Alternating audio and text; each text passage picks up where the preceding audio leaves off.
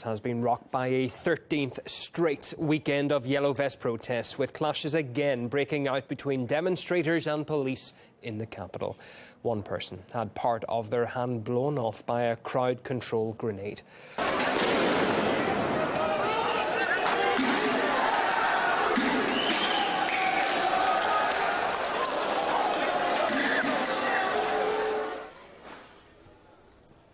Security forces used tear gas and water cannons to disperse the demonstrators. The Interior Ministry put the total number of protesters across France at 12,000. The rallies were held for the 13th consecutive weekend against President Emmanuel Macron's economic policies. Protesters called for his resignation. Police made 36 arrests in the capital, Paris.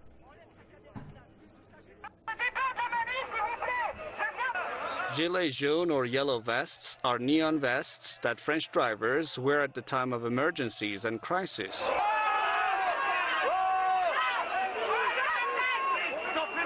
But for the past 13 weeks, the neon yellow vest has turned into a symbol of anti-government protests in France, where every Saturday is entangled with crisis and unrest.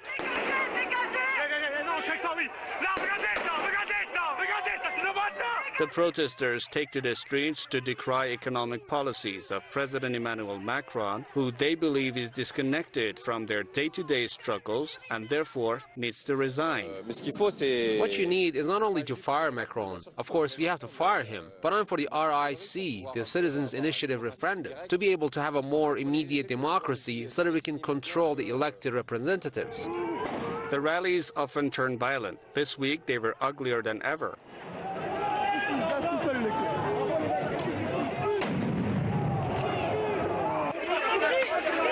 Several got hurt severely, like this man whose hand was gravely injured with a smoke grenade.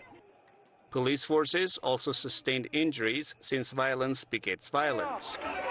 The weekly protests continue despite Macron's ongoing national debate, which is an attempt to appease the protesters. People say a debate can't solve the deep-rooted problems. It's not a referendum story, because what does the referendum mean, like the big debate? What does that mean? Everyone's talking, but what's the point? It's absolutely useless. It's the institutions that are bad at the moment. Justice is really borderline, and the way the institutions behave, we have to change the institutions.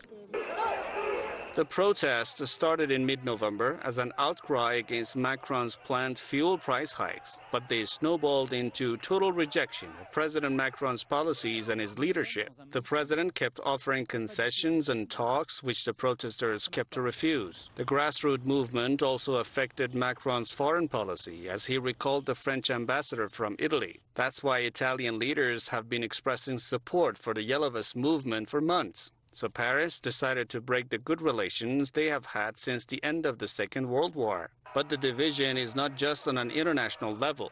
Yellow Vest protesters are also divided on what their next step should be. Some are willing to join hands with trade unions to accept more government concessions. Others continue to mistrust them. But most want to continue ratcheting up the pressure, even demanding the resignation of the French president. Please be warned, some of the images are graphic.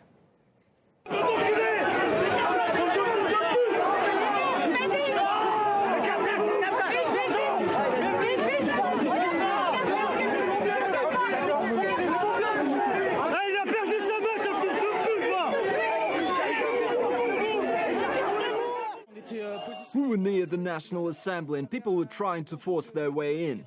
The police arrived and threw grenades. One hit the guy's leg and he tried to push it away with his hand as a reflex reaction, and the grenade went off. Well, our sister channel RT France spoke with the father of the protester who lost his hand and a fellow Yellow Vest demonstrator. We stayed in the hospital until late night to find out what's going to happen with him. He's lost everything from the wrist down. Then we met the ophthalmologist to talk about his eye. His eye wasn't affected too much. There's some superficial wounding, but his hand is gone. We'll file a complaint and then see what happens. Yesterday, Sebastian basically lost his hand in front of the National Assembly. He's crippled, and he's a plumber. He needs his hand to deal with basic daily stuff. He's lost it because, I don't know if you understand how symbolic it is, but Sebastian lost his hand in front of the National Assembly, the House of the People. And the government hasn't said a word. They are concerned about the fact that the house of Mr. Ferrand, the president of the National Assembly, was burned. But it's just material resources, while in front of the second residency of Mr. Ferrand, the president of the National Assembly, a person has lost his hand. Although the arson attack on the home of the head of the National Assembly wasn't directly linked to protesters, similar tactics were used on Saturday with several cars set on fire. The Yellow Vest rallies began last November over rising living costs and quickly morphed into a broader anti-government protest campaign. Authorities estimate that more than 50,000 people rallied nationwide on Saturday, 4,000 of them in Paris. So what has the government done to try and stem these protests? Well, President Macron gave a big speech back in December where he announced that the minimum wage, the CIMIC, would rise by €100 a month. He also said that people who earn bonuses for the end of the year, they wouldn't have to pay social contributions on that and no tax. And people who earned overtime would be in a similar situation, no tax, no social contributions on that. And the government is in the middle of a national debate across France, getting people together to air their concerns, to talk about the things that matter to them, so the government can decide whether to make the changes that people say or not. However, the Gilets Jaunes have said this isn't enough, and many felt that the offers, the concessions being given by President Macron were too little too late, and that's why they've kept coming out to the streets. And now we're hearing that the protesters are going to change tactics permanently. The government is becoming more and more repressive. We denounce the extreme violence and the use of excessive force. The authorities are not seeking compromise, but passing laws that limit our rights. So we have collectively decided not to declare the time and place of demonstrations in Paris from now on. We will not be the partners in crime with the government.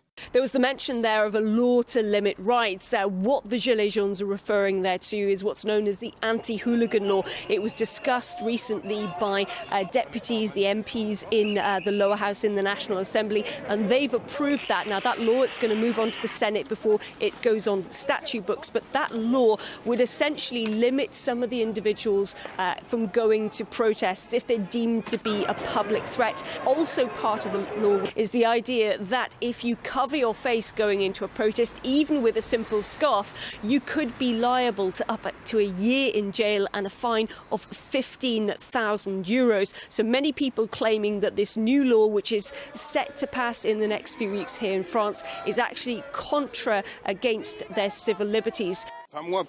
I'm against this law, because where is the proof that these are real hooligans? The government can choose who's a hooligan and who's not. This law is against the marches. It's to stop people rallying, to scare people.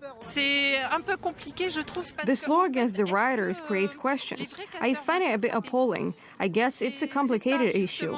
Will they detain the real rioters? That's the real question. Or will they just pick up any yellow vest? I've seen a lot of just ordinary people who are going out to demonstrate, who are peaceful people, but who cannot stand anymore to have the only answer from the government being violence. And if tomorrow they cannot cover their face because police fire tear gas at them, what type of democracy is this? This bill could enable police to impeach people from going to demonstrations because there's a doubt that they might bring troubles to the demonstrations. This is Minority Report. We're going to arrest people, send them to jail because we think that maybe they may commit a crime. This is just showing the tyrannical side of Macron today, and I think it's going to bring more and more French people to the streets, to the internet, to the social networks, to denounce the system until he leaves.